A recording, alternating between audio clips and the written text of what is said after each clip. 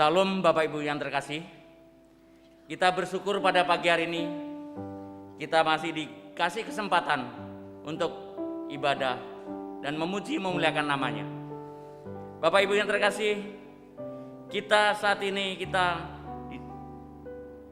pada tahun-tahun ini kita kena musibah seperti di negara kita, yaitu pandemi ini.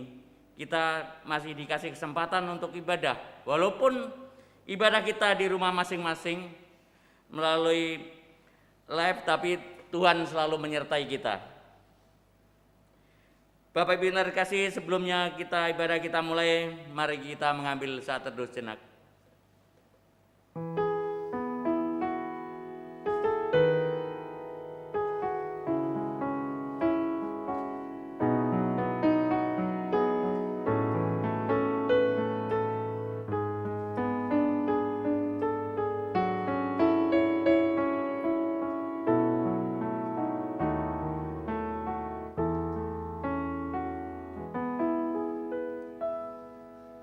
Amin.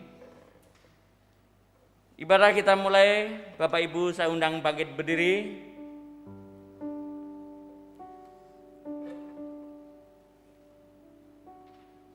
Panggilan ibadah pada pagi hari ini terambil dari Mazmur 145 ayat 1 dan 3. Aku hendak mengagungkan Engkau, ya Allahku, ya Raja, dan aku hendak memuji nama-Mu untuk seterusnya dan selama-lamanya. Besarlah Tuhan dan sangat terpuji, dan kebesarannya tidak terduga.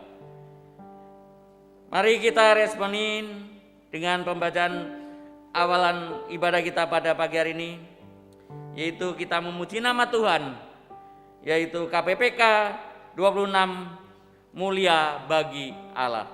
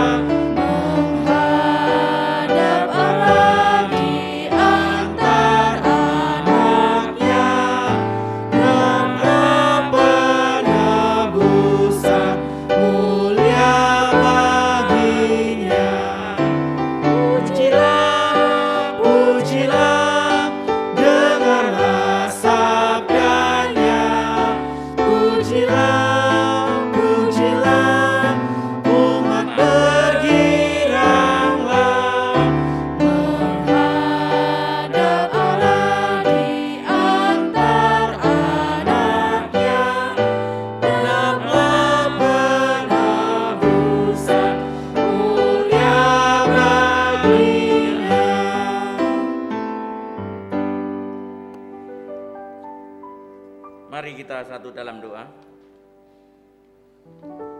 Allah Bapa kami yang di surga, pada pagi hari ini ya Tuhan, kami bersyukur dan terima kasih ya Tuhan. Kami bisa memuji dan memuliakan nama-Mu pada pagi hari ini ya Tuhan. Kini Tuhan melayakkan kami ya Tuhan. Ya Allah ya Tuhan kami. Ini bukan karena kekuatan kami, namun kekuatan Tuhan yang Kau berikan kepada kami ya Tuhan. Pagi hari ini sucikan kami, bersihkan jiwa dan raga kami ya Tuhan pada pagi hari ini. Pusatkan untuk ibadah pikiran kami ya Tuhan. Lepaskan segala masalah, lepaskan segala apa yang kami pikirkan Tuhan selalu menyertai dan bimbing kami dalam ibadah kami ini ya Tuhan. Ya Tuhan, berkati kami semua ya Tuhan. Baik seluruh jemaat-Mu di Pospi Muara Baru ini, pada pagi hari ini Engkau berkati, Engkau rapi, sehingga ibadah ini menjadi sakral dan menjadi hikmat untuk memuliakan nama-Mu ya Tuhan. Ya Allah ya Tuhan kami, berkati seluruh yang melayani pada pagi hari ini. Baik segala alat yang kami pakai, kiranya Tuhan berkati juga. Begitu juga berkati hamba Tuhan yang akan menyampaikan firman-Mu nanti ya Tuhan. Kiranya Tuhan selalu menopangkan, dan sehingga firman-Mu yang ditaburkan menjadikan kekuatan dan bisa kami jalankan setiap kami sehari-hari di tempat kami masing-masing. Ya Tuhan, walaupun kami ibadah di rumah kami masing-masing, tapi kami mohon Tuhan tetap hadir di tengah-tengah dalam ibadah kami ini ya Tuhan. Yalah ya Tuhan kami, doaku yang kurang sempurna ini hanya kami panjatkan atas nama Tuhan kami Yesus Kristus. Terima kasih ya Tuhan. Amin. Silakan duduk Bapak Ibu sekalian.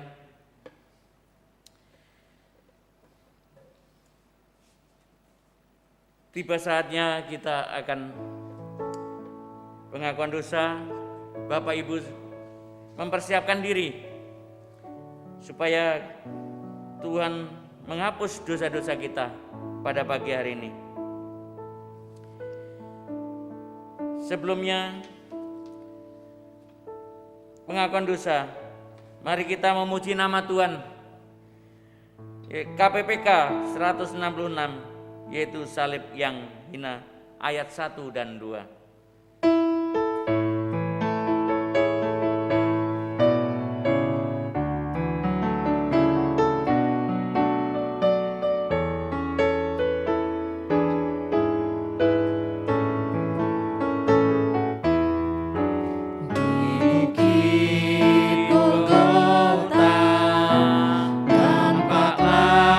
Salibnya, tanda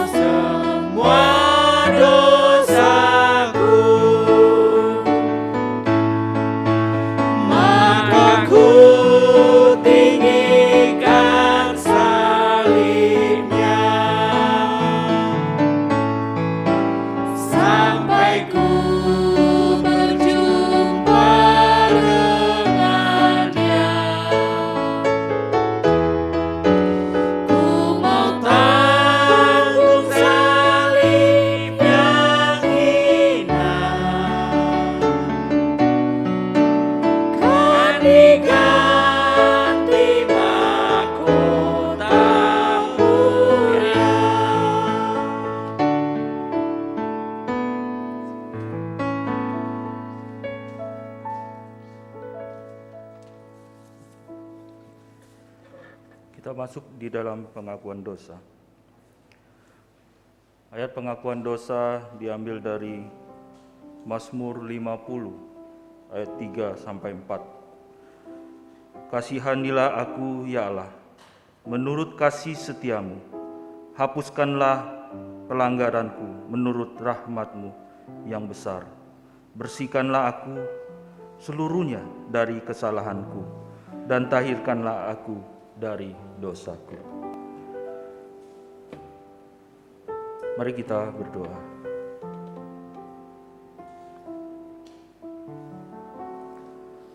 Tuhan Allah Bapa kami di dalam kerajaan surga,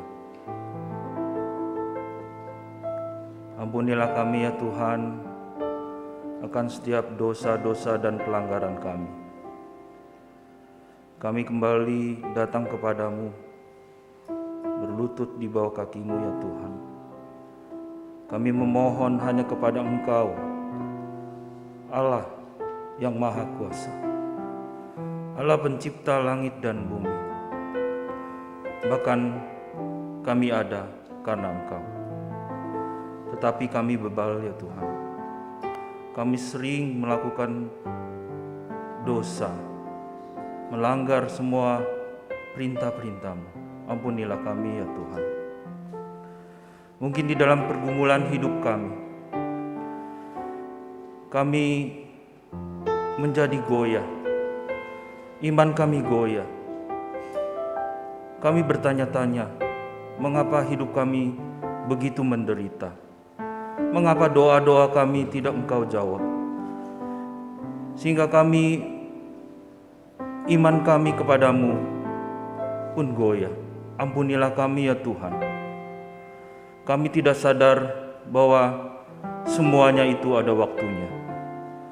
Semua itu adalah proses untuk membangun kami, untuk menjadi orang-orang yang dapat bertumbuh dan berbuah di dalam kerohanian kami.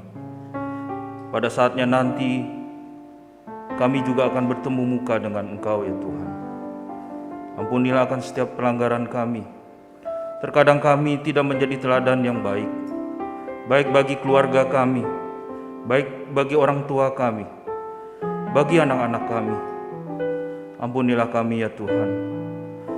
Semua ini kami panjatkan, kami mohonkan hanya kepada Engkau, Allah pengasih, Allah pengampun. Terima kasih ya Tuhan, di dalam nama Tuhan Yesus kami mengucap syukur dan berdoa. Amin.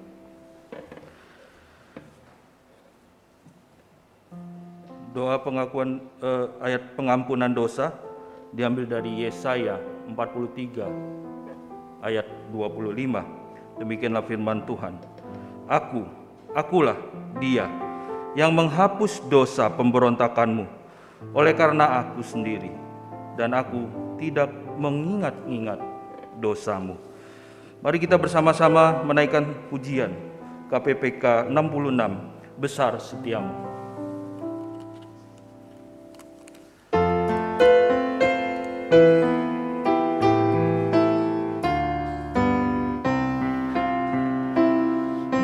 Besar setiamu, Allah Bapa-Ku, besarlah kasih-Mu yang melimpah, tiada kurang dan tidak berubah, sempurna dan tetap selamanya. Besar setiamu, besar setiamu, tiap pagi berikan rahmat baru. Segala yang ku perlu Kau sediakan. Besar setiamu kepadaku. Mari jemaat, saya persilakan berdiri. Mari kita bersama-sama jemaat Tuhan di sepanjang segala abad, kita mengikrarkan pengakuan iman kita, pengakuan iman rasuli.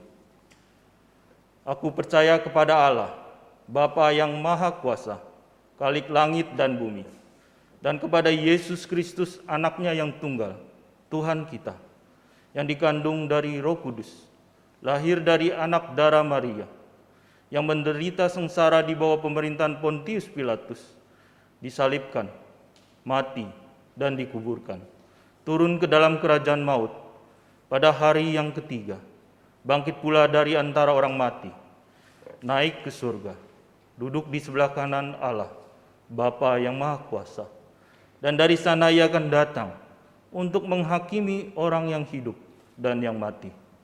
Aku percaya kepada Roh Kudus, gereja yang kudus dan am, persekutuan orang kudus, pengampunan dosa, kebangkitan tubuh, dan hidup yang kekal. Amin. Jemaat, saya persilakan duduk kembali.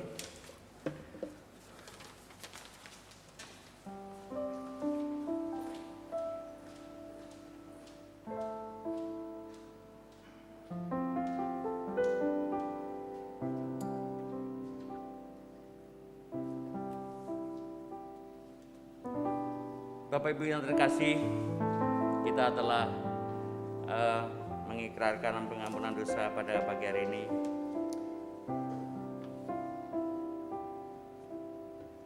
Kita akan mendengarkan firman Tuhan yang akan disampaikan oleh Guru Injil Budi pada pagi hari ini.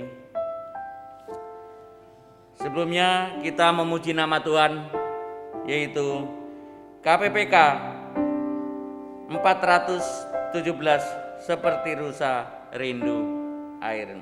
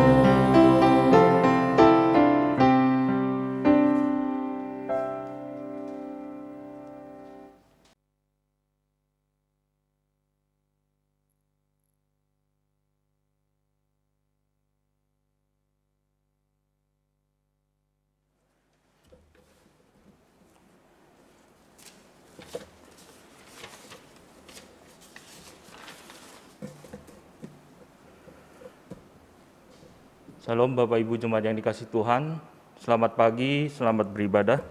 Kita bersyukur bahwa pada hari ini kita dapat berkumpul kembali walaupun secara online. Kita masih bisa bersekutu bersama mendengarkan firman Tuhan. Sebelum kita masuk dalam firman Tuhan, mari kita persiapkan hati kita tundukkan kepala, kita berdoa. Bapa kami di dalam sorga, Terima kasih Tuhan untuk pemeliharaan-Mu, untuk perlindungan-Mu di dalam kehidupan kami ya Tuhan. Engkau masih memberikan kami kesehatan untuk bersekutu bersama di tempat ini. Kami bersyukur ya Tuhan. Sebentar kami akan mendengarkan firman-Mu. Pimpin setiap kami dengan pimpinan Roh Kudus-Mu, dengan apa yang disampaikan, kiranya dapat menjadi berkat untuk jemaat-Mu di tempat ini. Dan berkati juga hamba-Mu yang terbatas menjadi alat saluran berkat untuk jemaat-Mu di tempat ini ya Tuhan. Pimpin setiap kami, pimpin hamba-Mu, Roh Kudus-Mu yang memimpin dari awal, pertengahan, hingga akhir. Terima kasih Tuhan, dalam nama Tuhan Yesus kami mengucap syukur dan berdoa. Amin. Tema hari ini adalah berdiri teguh dan tidak goyah. Yang diambil dari 1 Korintus 15 ayat 58. Saya akan membacakannya dalam bahasa Inggris. Therefore, my dear brothers and sisters, stand firm. Let nothing move you. Always give yourself fully to the work of the Lord, because you know that your labor in the Lord is not in vain. Dalam bahasa Indonesianya, karena itu saudara-saudaraku yang kekasih, berdirilah teguh, jangan goyah, dan giatlah selalu dalam pekerjaan Tuhan. Sebab kamu tahu bahwa dalam persekutuan dengan Tuhan, jeripayamu tidak sia-sia. Tentang tema hari ini, berdiri teguh, saya coba mencarinya. Apakah makna dari berdiri teguh itu? Ya, saya coba mencari, dan saya mencari di dalam Kamus Bahasa Indonesia yang memiliki beberapa makna di sini. Pertama adalah kuku kuat, erat kuat, tentang suatu ikatan. Yang kedua adalah kuat berpegang pada adat, pada janji atau perkataan. Dan ketiga adalah tetap tidak berubah tentang hati, iman, pendirian, dan kesetiaan. Nah, mari kita bersama-sama belajar sedikit bahasa Yunaninya ya. Berasal dari kata apa berdiri teguh itu? Kata ini berasal dari hedraioi, yang berasal dari akar kata edraios. Ya, kita bisa lihat di sini bersama-sama. Ya, yang bisa diartikan dalam beberapa arti di sini dalam bahasa Inggrisnya. Pertama adalah sitting, duduk. Sedentary, menetap atau duduk secara terus-menerus. Firm adalah teguh. Tadi kita sudah baca bersama dalam bahasa Inggrisnya ya. Stand firm. Immovable, tidak tergoyahkan. Steadfast, tabah, tegar. Maka secara harafiah dapat diartikan beberapa yang sudah saya lampirkan di sini, yaitu tetap berada dalam satu posisi yang terus-menerus. Dalam satu posisi yang tenang, dalam satu posisi yang setia, dan dalam satu posisi yang tabah. Saya sempat berpikir bahwa berdiri teguh dengan keras kepala ada sedikit kemiripan gitu ya. Karena ketika orang keras kepala, dia itu punya pendirian tetap gitu ya. Pendirian dia tidak berubah, dia tetap, dia keras pada pendapat dia. Nah, apa sebenarnya bedanya berdiri teguh dengan orang yang keras kepala? Saya coba mencarinya di dalam bahasa Indonesia. Mempunyai makna di sini adalah orang yang keras kepala adalah orang yang tidak mau menurut nasihat orang lain. Ya, dia tegar tengkuk, dia juga kepala batu. Nah, di sini terlihat jelas bahwa orang yang keras kepala itu lebih bermakna negatif ya, karena keras gitu ya, keras kepala, tidak mau berubah terhadap pendirian. Tapi berdiri teguh juga memiliki makna yang sama. Yang tadi kita lihat ya, bahwa dia tetap tidak berubah pada pendiriannya gitu. Dan yang membedakan dua kata ini jika kita lihat dalam satu gambaran gitu ya. Satu orang yang keras kepala, satu orang yang teguh. Nah, orang yang keras kepala ini lebih bersifat menekan, sedangkan orang yang teguh ini lebih bersifat tabah. Karena tadi kita lihat maknanya ada yang makna tabah. Jadi satu yang lebih bersifat positif, satu yang lebih bersifat negatif gitu. Nah, teguh ini lebih bersifat positif. Maka dengan demikian saya coba menyimpulkannya. Berdiri teguh adalah kuat berpegang pada keyakinan kebenaran firman Tuhan yang diyakininya secara terus-menerus. Keteguhan ini juga mengandung unsur ketenangan, kesetiaan, dan ketabahan dalam menghadapi masalah. Nah, orang yang demikian, orang yang teguh dalam iman mereka, dapat kita lihat di dalam beberapa kisah, ya, tokoh-tokoh yang bisa kita lihat, misalnya di dalam Alkitab adalah misalnya tokoh Sadrak, Mesak, dan Abednego yang ada di dalam Daniel 3, pasalnya yang ketiga. Kita semua mungkin sudah tahu kisah ini, di mana pada saat itu Nebukadnezar membangun sebuah patung yang besar untuk disembah rakyatnya. Namun Sadrak, Mesak, dan Abednego menolak menyembah patung tersebut karena mereka hanya ingin menyembah satu Tuhan, yaitu Allah Yehova. Nah, karena mereka menolak, maka mereka mendapatkan hukuman, dibuang ke dalam tungku api yang menyala-nyala. Tapi yang luar biasa, mujizat Tuhan terjadi. Mereka tidak terjadi apa-apa, mereka tidak terbakar sedikit pun. Bahkan Alkitab mencatatnya bahwa sehelai rambut pun tidak hangus, bajunya juga tidak hangus. Karena di sana ada malaikat Tuhan yang melindungi mereka. Iman mereka begitu teguh, walaupun mendapatkan penganiayaan, penghukuman, mereka tetap berani menghadapinya. Ini adalah kisah di dalam Alkitab. Nah, mungkin kita bertanya-tanya, apakah ada kisah di dalam dunia nyata yang seperti demikian? Orang yang berdiri teguh dalam imannya. Ya ada.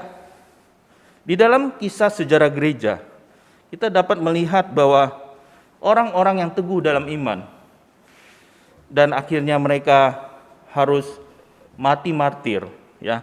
Bisa kita lihat, misalnya kita lihat di sini ada nama-namanya yang saya tuliskan, yaitu Justinus dari Caesarea, Polikarpus. Mereka adalah bapak-bapak gereja pada abad awal, dan John Hus 1369 14 sampai 15 abad pertengahan, Joan of Arc dan lain sebagainya, dan masih banyak lainnya. Mereka semua mati karena mereka teguh dalam iman mereka, dalam memegang keyakinan mereka kepada Tuhan Allah. Nah, yang menjadi pertanyaan, apakah mereka ini bodoh, ya, mau melakukan semua hal tersebut?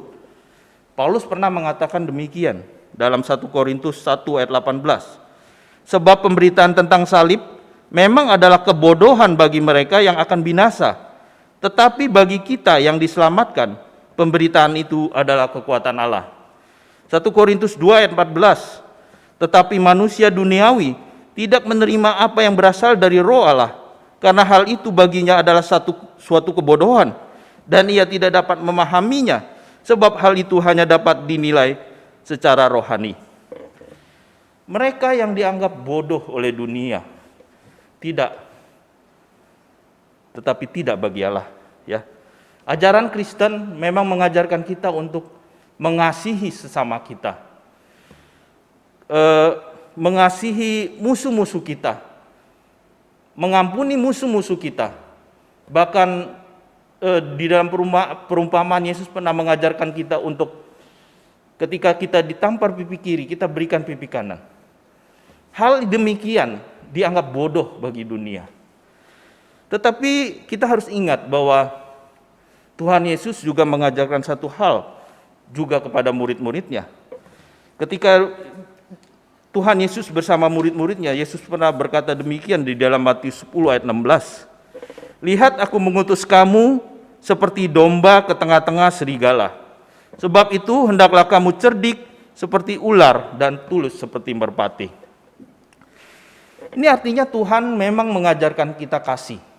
Ya, bagaimana kita mengasihi sesama kita. Yang kita tahu bahwa ajaran kasih ini terhadap sesama adalah perintah yang terutama kedua yang pernah Tuhan Yesus ajarkan kepada kita. Perintah yang pertama, yang pertama adalah kasihilah Tuhan Allahmu. Kita dapat melihat 10 perintah Allah. 10 perintah Allah dari hukum pertama sampai hukum keempat adalah berbicara tentang hubungan manusia dengan Allah, yaitu kasih kita kepada Allah. Sedangkan hukum ke-6, ke-5 dan ke-6 dan seterusnya sampai ke-10 adalah berhubungan dengan sesama kita. Maka di sini sangat jelas bahwa Tuhan Yesus memang mengajarkan kita kasih, untuk kita mengasihi sesama kita, walaupun hal tersebut dianggap bodoh bagi dunia. Ketika kita ada di ladang pelayanan, kemungkinan kita bisa berjumpa dengan serigala. Serigala adalah orang-orang yang mau menjatuhkan kita, orang-orang yang mungkin membenci pelayanan kita. Tetapi Tuhan berkata, ketika kita bertemu dengan orang-orang demikian, maka kasihilah mereka. Bahkan kita juga diajarkan untuk cerdik seperti ular dan tulus seperti merpati. Tulus di dalam melayani Tuhan. Walaupun ada ancaman penganiayaan, tetapi Tuhan mengajarkan ini kepada kita. Mari kita sama-sama kembali ke 1 Korintus 15 ayat 58. Yaitu yang berbunyi, karena itu saudara-saudaraku yang kekasih, berdirilah teguh, jangan goyah, dan giatlah selalu dalam pekerjaan Tuhan. Sebab kamu tahu bahwa dalam persekutuan dengan Tuhan jerih payahmu tidak sia-sia. Di sini Paulus menuliskan bahwa untuk berdiri teguh. Dalam hal apa? Mengapa Paulus menuliskan ini? Nah, kita coba mempelajari sedikit latar belakang tentang Korintus, ya, tentang Korintus. Mari kita sama-sama melihat peta ini. Ini adalah kota Korintus yang di lingkar merah. Kota Korintus di sekelilingnya kita lihat bersama adalah perairan. Nah, kota Korintus itu ada 2 pelabuhan besar pada saat itu, sehingga membuat kota ini menjadi kota yang strategis dan terkenal karena kota ini banyak disinggahi oleh para pedagang. Ya, gambar ini juga dapat kita lihat bersama bahwa ini adalah puing-puing peninggalan kota Korintus pada zaman dahulu. Ini adalah merupakan suatu bukti bahwa apa yang dicatat di dalam Alkitab, semua itu bukan cerita fiktif atau fiksi. Bahwa semua ini benar-benar ada, benar-benar nyata. Nah, mengapa Paulus menuliskan surat ini kepada jemaat di Korintus? Matthew Henry mengatakan bahwa Rasul Paulus melihat kekacauan di kota ini. Kekacauan dalam masalah percabulan, adanya pengajar palsu, dan pengajaran filsafat Yunani yang kuat pada saat itu yang mempengaruhi jemaat-jemaat yang ditakuti dapat mempengaruhi jemaat-jemaat yang ada di kota Korintus. Nah, misalnya salah satu yang sedang dibahas di dalam ayat pasal ke-15 ini, kita sama-sama tahu, kita sedang membahas pasal 15, di mana pasal 15 kalau kita lihat dari ayat pertama sampai akhir, itu LAI udah memberikan judul tentang suatu kebangkitan. Nah, ada kepercayaan pada saat itu bahwa mereka tidak percaya akan kebangkitan. Namun Paulus di sini mengatakan bahwa orang yang dibangkitkan dari kematian akan memiliki tubuh baru atau tubuh rohania. Sedangkan kepercayaan umum saat itu mengajarkan bahwa kematian akan membebaskan jiwa dari tubuh yang membusuk, sedangkan jiwa hidup selamanya. Dan ajaran ini kita kenal dengan ajaran Stoa. Ya, jadi di pasal 15 ini ayat pertama itu membahas tentang kebangkitan Kristus. Lalu ada yang membahas tentang kebangkitan kita. Lalu membahas tentang kebangkitan tubuh. Jadi memang pasal ini, pasal 15 ini berbicara tentang hal kebangkitan. Dan Paulus menuliskan surat ini dengan tujuan agar jemaat di Korintus jangan terpengaruh oleh ajaran-ajaran yang sesat itu. Nah, Kita bersama-sama, ini adalah satu kisah tentang mengapa Paulus menuliskan surat ini. Mari kita bersama-sama melihat tokoh lainnya. Misalnya Martin Luther. Martin Luther adalah salah satu tokoh reformasi yang kita kenal juga. Dia berdiri teguh dalam iman dia. Ya, kita tahu bahwa Martin Luther menuliskan 95 dalil dan tentang indulgensi. Indulgensi apa? Indulgensi adalah suatu sertifikat penebusan dosa.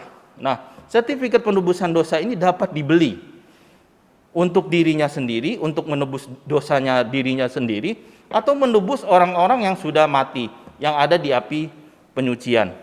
Nah, karena ketidakbenaran praktek, ketidakbenaran ajaran Katolik Roma pada saat itu, sehingga Martin Luther berdiri melawan ketidakbenaran itu, yang menentang, yang melawan firman Tuhan, yang tidak sesuai dengan firman Tuhan. Di mana mereka percaya bahwa keselamatan itu bisa bisa dibeli gitu ya, bisa dibeli dan bisa ditebus dengan uang gitu. Nah, Martin Luther di sini berdiri bahwa penebusan dosa tidak dapat dilakukan seperti demikian. Ini salah gitu. Penebusan dosa hanya dapat dilakukan oleh Kristus sendiri. Penebusan dosa hanya didapatkan melalui kematian Yesus di kayu salib. Nah, dalam keteguhan imannya, ia mendapatkan banyak tekanan yang luar biasa.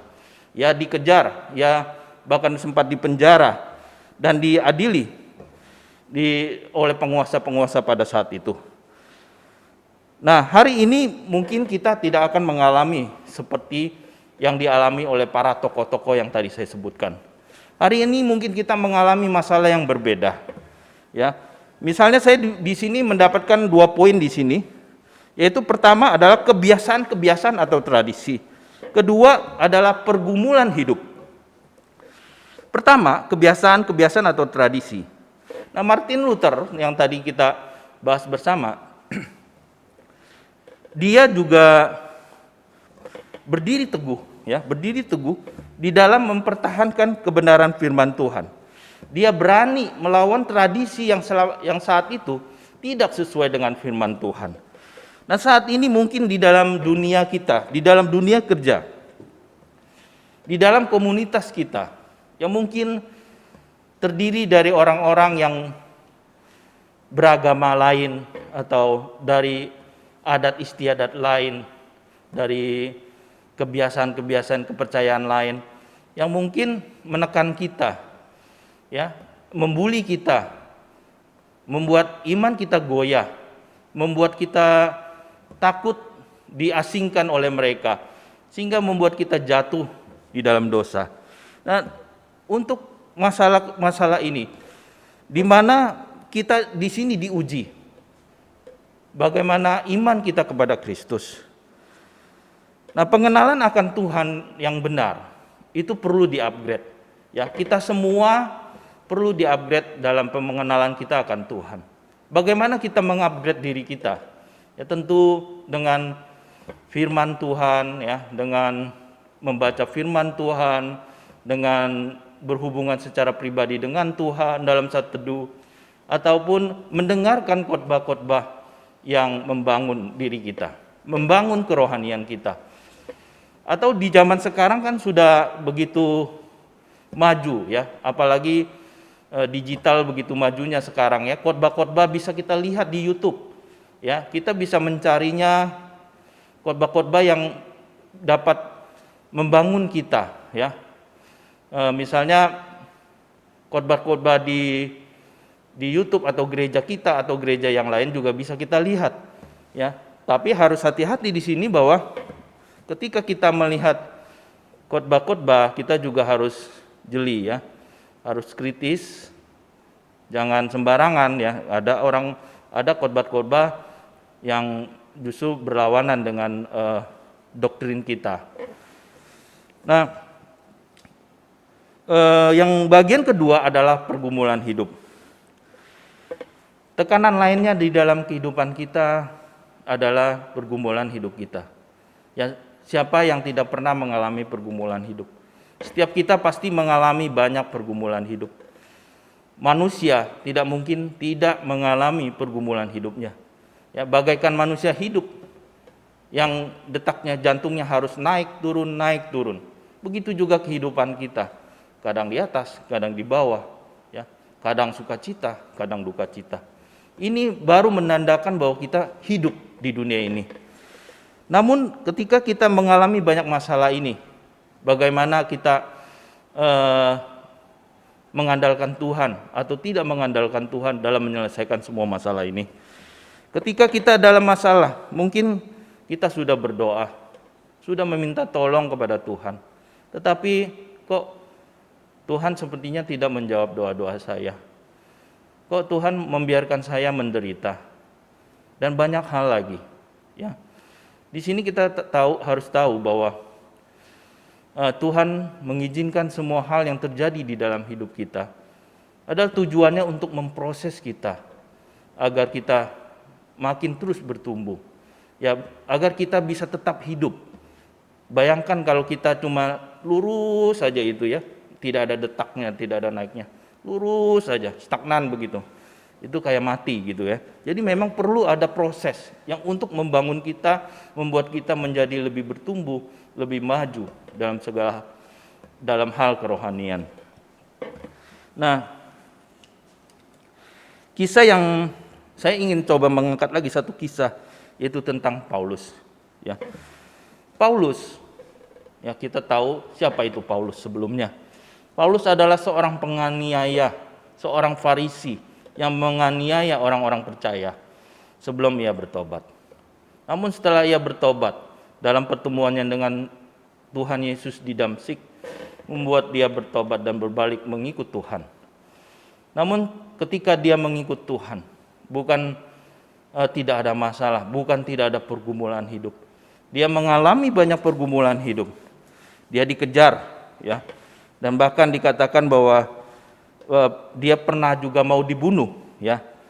Dan oleh sekelompok orang Yahudi yang bisa kita lihat di dalam Kisah Rasul 23 ayat 12, ayat 14, ayat 15, pasal 25 ayat 3. Paulus juga dikejar, ya, bagaikan penjahat dan kemudian ditangkap dan diadili. Yang salah satu yang ingin saya bahas di sini adalah tentang sidangnya dengan Raja Agripa. Agripa justru tidak menemukan kesalahan pada Paulus pada saat itu. Bisa kita lihat di dalam Kisah Rasul 26 ayat 31 dan 32, ya. Nah, karena Paulus ingin naik banding, maka Paulus harus naik banding ke Kaisar dan dia harus melakukan perjalanannya ke kota Roma. Nah, dalam perjalanan ke kota Roma, dia menumpang sebuah kapal, dan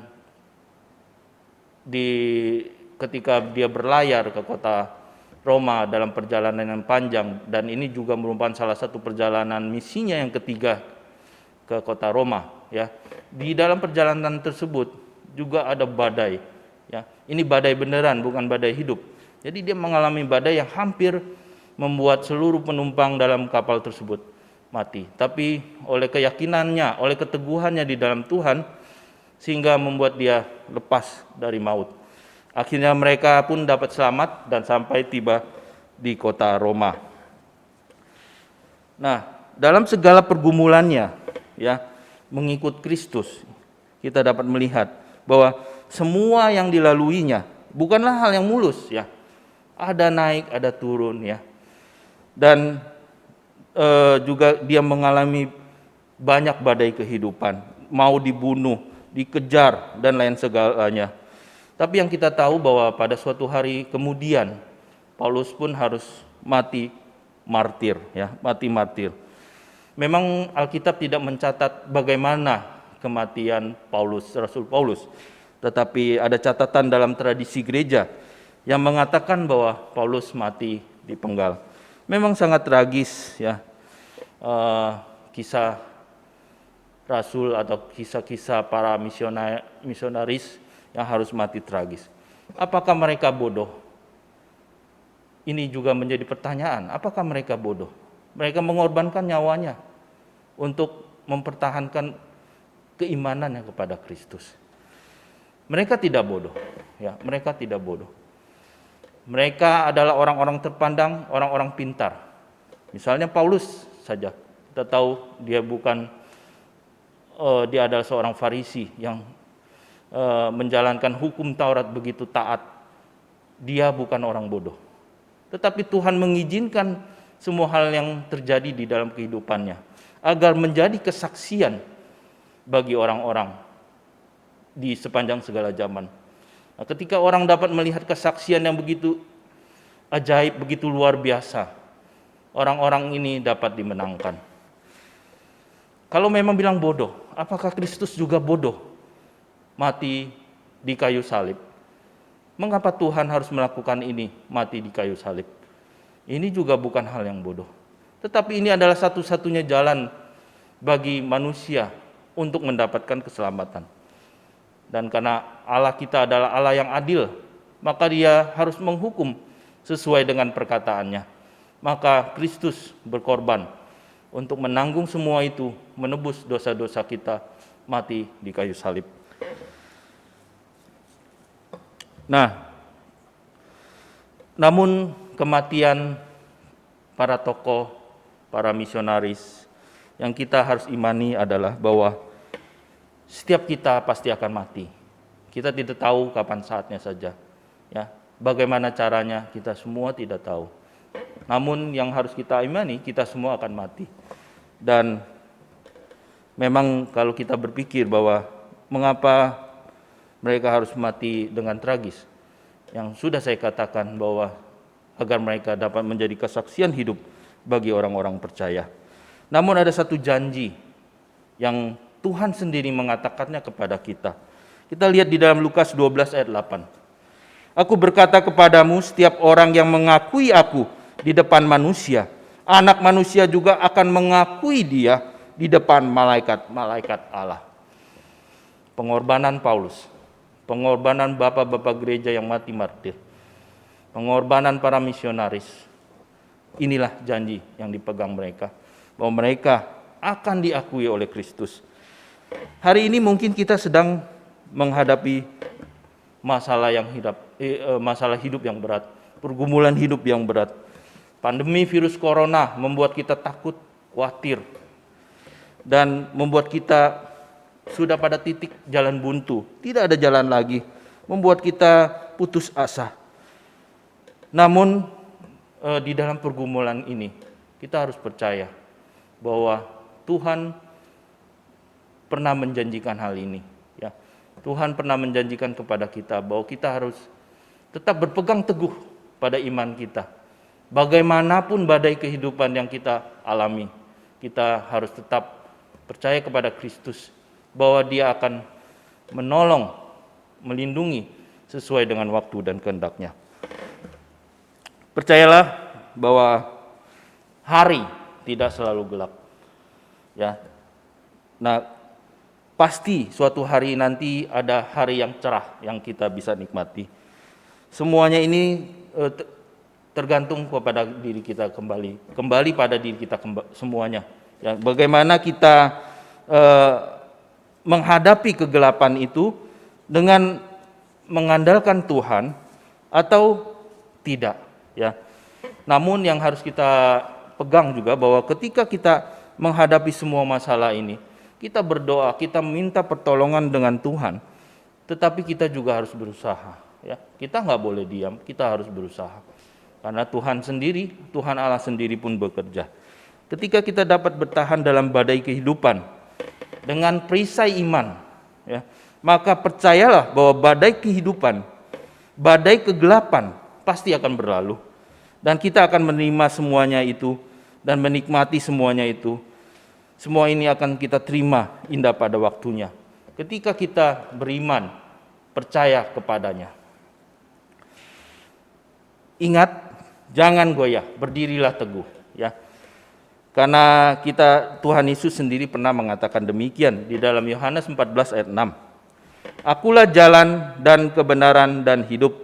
Tidak ada seorang pun yang datang kepada Bapa kalau tidak melalui aku. Ya, jika Kristus sendiri yang mengatakan demikian kepada kita, haruskah kita ragu? Ya. Dan bahkan semua ini sudah tercatat di dalam kitab suci. mungkin kita bertanya-tanya. Mari kita lihat sedikit sejarah. Ya, kejadian di Amerika pada tahun 2001 yang dikenal dengan 9/11 attack atau serangan teroris 11 September. Ya, telah terjadi serangan teroris yang menyebabkan gedung kembar, ya, World Trade Center runtuh, ya, karena akibat serangan tersebut. Nah, itu berapa banyak jiwa yang menjadi korban. Dan mungkin pada saat itu ada salah satu orang yang selamat, ya, dan memberitakan kesaksian ini, dan mungkin ada wawancara dengan orang tersebut, ya, dan akhirnya wawancara itu ditulis, dicatat, dan diberitakan, dan menjadi sejarah yang kelam di dalam sejarah Amerika, bahkan sejarah dunia, ya. Nah, kisah ini setelah dicatat menjadi sejarah dunia, menjadi sejarah Amerika yang kelam. Nah, ketika kisah ini mungkin muncul atau dibaca atau diberitakan 100 tahun kemudian atau 200 tahun kemudian atau ribuan tahun kemudian, mungkin di antara mereka yang membaca melihat ada orang yang percaya dan ada orang yang tidak percaya. Begitu juga dengan kebangkitan Kristus. Ya, kebangkitan Kristus 2000 tahun yang lalu juga dicatat, ditulis oleh para saksi mata. Saksi matanya adalah murid Kristus sendiri, dan Alkitab ditulis oleh para saksi mata, ya. Dan sebagian murid Kristus itu adalah saksi mata dan menjadi penulis Alkitab. Nah, kita dapat melihat bahwa kebangkitan Kristus bukanlah cerita fiktif, namun kebangkitan Kristus adalah kisah yang benar-benar nyata. Dan ini harus menjadi pegangan iman kita, bahwa kebangkitan Kristus bukan terjadi karena cerita fiktif, namun adalah suatu kenyataan. Kita tahu bahwa ia rela mati di kayu salib, dibangkitkan, ya. Jadi para murid menuliskan semua ini karena para murid pernah mengikuti Kristus dari masa Yesus masih hidup, Yesus mati, Yesus bangkit dan naik ke surga. Mereka semua menjadi saksi. Jadi kisah-kisah ini dicatat. Maka iman kita kepada Kristus harus teguh, ya. Jangan goyah, jangan mudah digoyahkan oleh orang lain. Nah, di dunia mana ada janji yang begitu indah, ya. Ya, Yesus sendiri mengatakan bahwa Dia adalah jalan, kebenaran dan hidup, ya. Mana ada janji yang demikian, ya, yang begitu indah, akan memberikan kita kehidupan yang kekal. Tidak ada janji seperti demikian di dunia ini selain janji Kristus.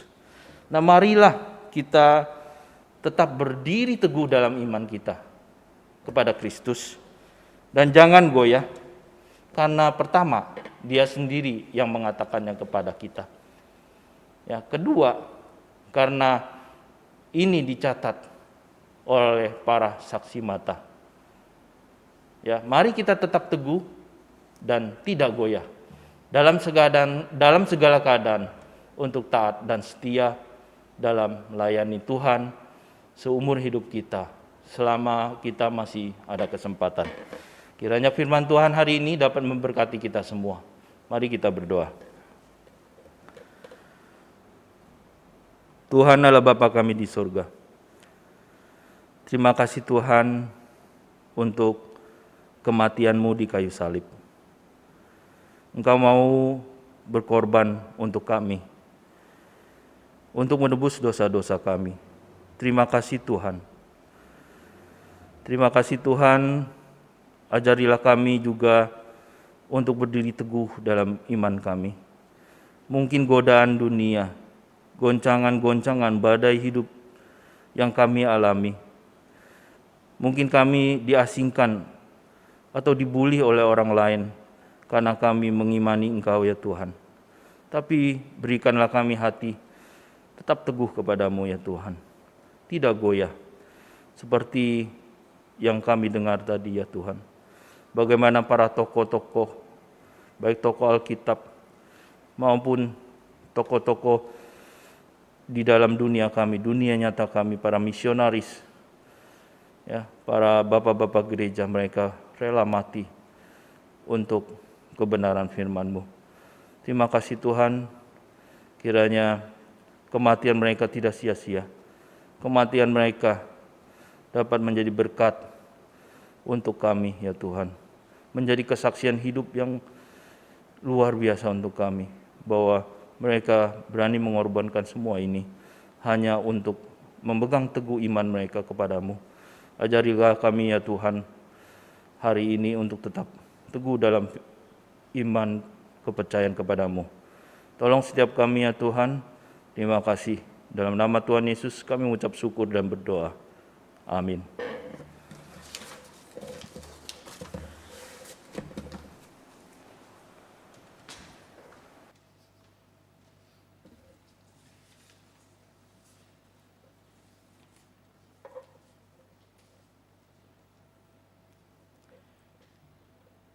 Bapak Ibu yang terkasih, kita bersyukur setelah mendengarkan firman Tuhan, sehingga firman Tuhan yang ditaburkan menjadikan kekuatan dan bisa kita jalankan setiap hari. Pada pagi hari ini kita mengucap syukur dan terima kasih kepada Loso Budi yang telah menyampaikan firman Tuhan, sehingga menjadikan Tuhan memberkati Loso Budi untuk pelayanannya. Bapak Ibu yang terkasih, pada pagi hari ini kita akan memberikan yang terbaik bagi Tuhan. Kita memberikan yang terbaik, yaitu Bapak Ibu bisa mengirimkan melalui rekening BCA untuk GKY Muara Baru. Juga ada barcode. Juga setelah ibadah ini Bapak Ibu bisa datang ke gereja. Nanti juga ada petugas yang di gereja untuk menerima persembahan Bapak Ibu yang kirimkan ke TO. Mari kita memuji nama Tuhan. KPPK 349, bagi Yesus, bagi Yesus. Ayat 1, 2, 3.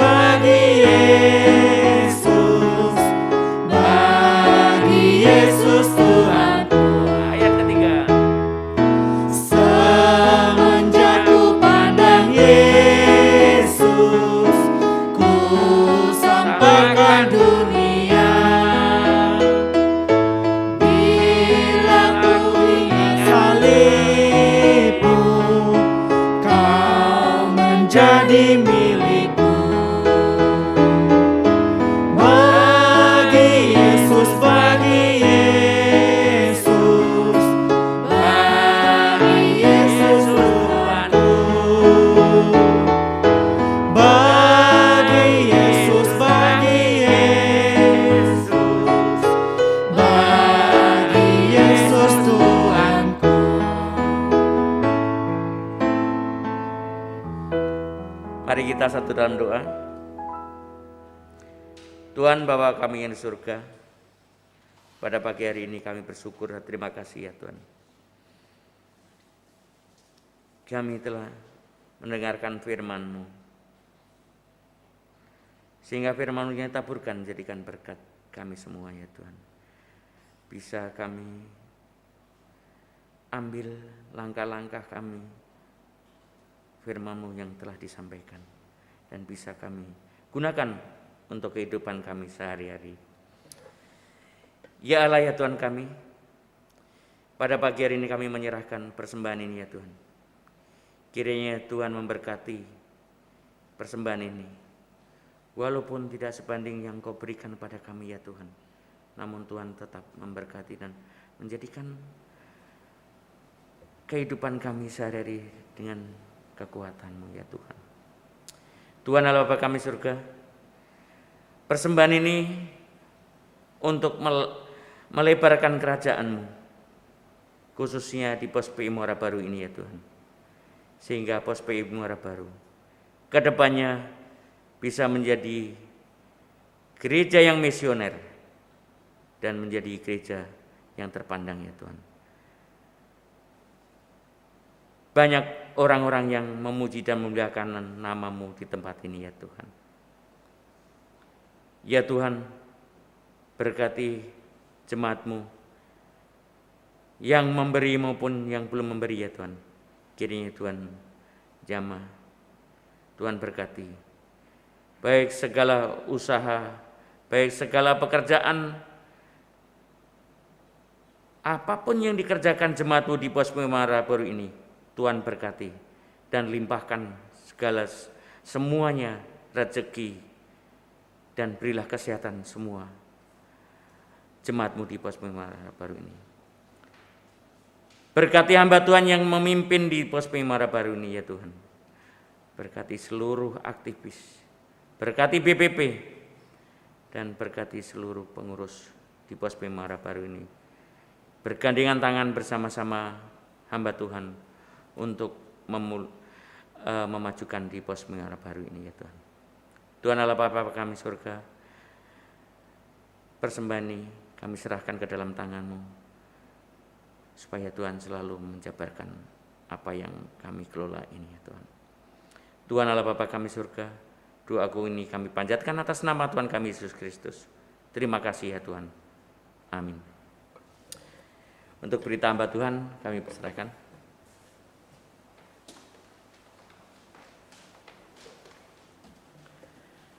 Shalom Bapak Ibu Saudara yang terkasih dalam Tuhan. Kita sekali lagi mengucap syukur kepada Tuhan untuk anugerah yang Tuhan berikan sehingga kita dapat beribadah pada hari ini, dan bersyukur setiap kita dalam keadaan yang sehat, dalam keadaan yang baik. Itu merupakan anugerah daripada Tuhan, dan mari kita pergunakan kesehatan itu untuk dapat beribadah, memuliakan nama Tuhan, bekerja bagi Tuhan, dan melayani sesama kita. Bapak Ibu Saudara, pertama-tama saya mengucapkan terima kasih kepada seluruh tim GKI Muara Baru yang hari ini telah melayani Tuhan. Kiranya Tuhan boleh memberkati Bapak Ibu Saudara sekalian, teman-teman atau rekan-rekan pelayanan yang hari ini melayani. Juga terima kasih kepada hambanya Lose Budi yang telah menyampaikan kebenaran firman Tuhan kepada setiap kita. Ini adalah kali terakhir Lose Budi menyampaikan firman Tuhan sebagai mahasiswa praktik di GKI Muara Baru. Bulan selanjutnya Lose Budi akan melayani di tempat lain. Terima kasih kepada Lose Budi sudah membantu pelayanan kita kurang lebih 1 tahun. Kiranya Tuhan boleh memberkati pelayanan Lose Budi ke depan. Dan Bapak Ibu Saudara, mari kita juga persiapkan hati kita untuk kita dapat bersekutu di dalam doa, di dalam kebaktian doa Rabu. Kiranya Bapak Ibu Saudara menyediakan waktu di pertengahan minggu. Mari kita mendengar suara Tuhan, mari kita mencari Tuhan, merefresh diri kita, menyegarkan diri kita untuk dapat bersekutu di pertengahan minggu bersama-sama dengan Tuhan. Dan kita berdoa juga untuk nanti keadaan bangsa kita, agar kiranya Tuhan boleh terus memulihkan keadaan bangsa ini. Juga Bapak Saudara berdoa untuk setiap kita, jemaat-jemaat Tuhan, agar terus Tuhan berikan hati yang rindu mendengarkan firman Tuhan di hari Minggu dan minggu depan. Kebenaran firman Tuhan akan disampaikan oleh Pendeta David Purnomo, dan liturgis akan dilayani oleh Bapak Sumarno. Kemudian pemusik Bapak Lazarus, Kemudian juga ada singer-singer yang akan melayani, Saudari Puput dan Saudara Joan, dan akan dilayani multimedia dari tim Muara Baru. Temanya adalah memandang kepada Allah. Dan biarlah di tengah-tengah masa yang sulit ini, Bapak Ibu Saudara, kita bukan hanya memandang kepada pergumulan kita, tetapi kita juga dapat memandang kepada Allah kita. Nah, Bapak Ibu Saudara, mari kita persiapkan hati kita, mari kita bersama-sama berdoa bagi bangsa ini, bagi gereja ini, bagi keadaan sekitar kita. Mari bersama-sama kita bersatu dalam doa. Tuhan, hari ini kami berdoa untuk bangsa kami Indonesia. Kami bersyukur Tuhan, pandemi di khususnya DKI Jakarta sudah mulai melandai. Kami berdoa untuk para pelaku usaha, mereka yang memiliki usaha dari besar hingga pengusaha dalam skala mikro, skala kecil. Kami mohonkan berkat Tuhan bagi mereka. Kami tahu usaha yang mereka jalankan sulit, tapi kami berdoa Tuhan boleh memberkati mereka. Kami berdoa untuk masyarakat-masyarakat yang hari ini kehilangan pekerjaan. Tuhan kiranya boleh menolong agar mereka mendapatkan pekerjaan dan mereka dapat menjalani hidup dengan baik, bahkan menghidupi keluarga. Kami berdoa Tuhan secara garis besar untuk pemulihan ekonomi Indonesia. Tuhan turut campur tangan di dalamnya. Tuhan pelihara bangsa ini, Tuhan pulihkan ekonomi bangsa kami. Kami rindu Tuhan ini terjadi, kiranya Tuhan boleh berkati pemimpin-pemimpin kami. Tuhan berikan hikmat, berikan mereka menemukan satu cara membuat kebijakan-kebijakan yang baik sehingga ekonomi kami dapat pulih kembali. Kami berdoa juga untuk gereja kami. Tuhan boleh berkati, Tuhan boleh terus pakai gereja ini menjadi berkat bagi lingkungan sekitar, dan juga untuk pengurus-pengurus yang diteguhkan minggu lalu dari tingkat BPP sampai tingkat komisi. Kami berdoa kiranya Tuhan boleh terus pakai setiap pengurus-pengurus ini menjadi berkat bagi jemaat Tuhan, bagi setiap lingkungan sekitar di gereja ini berada, sehingga Tuhan kami rindu melalui pengurus-pengurus yang bergandengan tangan ini, kami boleh dapat memikirkan pelayanan Tuhan ke depan, pekerjaan Tuhan ke depan, apa yang harus dilakukan dan langkah-langkah yang diambil. Berikan hikmat kepada pengurus-pengurus ini Tuhan. Kami juga berdoa untuk jemaat Tuhan di tengah-tengah masa yang sulit. Tuhan teguhkan hati mereka, jangan biarkan permasalahan mengguncang iman mereka. Jangan biarkan kesulitan-kesulitan yang mereka hadapi membuat mereka mengalihkan pandangan daripada Tuhan, bahkan meninggalkan iman kepada Tuhan. Kami mohon kiranya Tuhan memegang tangan mereka, sehingga setiap jemaat Tuhan dapat terus berdiri teguh di dalam iman yang mereka percayai. Mereka dapat terus mencintai Tuhan. Mereka tidak goyah oleh permasalahan pergumulan yang ada, karena mereka membangun dasar yang kuat di atas dasar Kristus Yesus. Terima kasih Tuhan, jaga jemaat-Mu, lindungi jemaat-Mu. Ini doa kami Tuhan, dengarlah doa kami. Dalam nama Tuhan Yesus kami berdoa dan mengucap syukur. Bapak Ibu Saudara, mari kita berdoa seperti doa yang Tuhan Yesus ajarkan dalam doa Bapa kami. Bapa kami yang di surga, dikuduskanlah nama-Mu. Datanglah kerajaan-Mu. Jadilah kehendak-Mu di bumi seperti di surga. Berikanlah kami pada hari ini makanan kami yang secukupnya. Dan ampunilah kami akan kesalahan kami, seperti kami juga mengampuni orang yang bersalah kepada kami. Dan janganlah membawa kami ke dalam pencobaan, tetapi lepaskanlah kami daripada yang jahat. Karena Engkaulah yang mempunyai kerajaan dan kuasa dan kemuliaan sampai selama-lamanya. Amin. Bapak Ibu Saudara, mari kita bangkit berdiri, kita akhiri ibadah kita naikkan doksologi.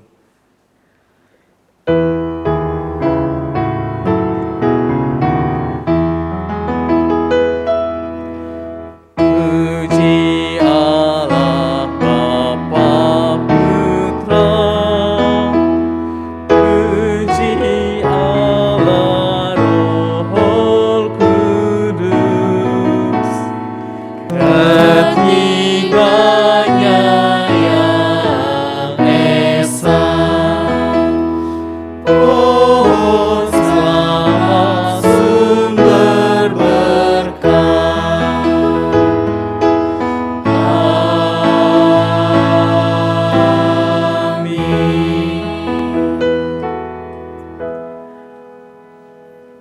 Tuhan, peganglah tangan jemaat-Mu sehingga jemaat Tuhan tidak goyah menghadapi kesulitan hidup di hari-hari ini. Karena itu kami mohonkan berkat daripada Tuhan. Kiranya kasih karunia daripada Allah Bapa, anugerah dan keselamatan daripada Kristus Yesus, pimpinan penyertaan daripada Allah Roh Kudus, menyertai setiap kita mulai hari ini sampai Kristus datang kedua kalinya. Maranatha. Amin.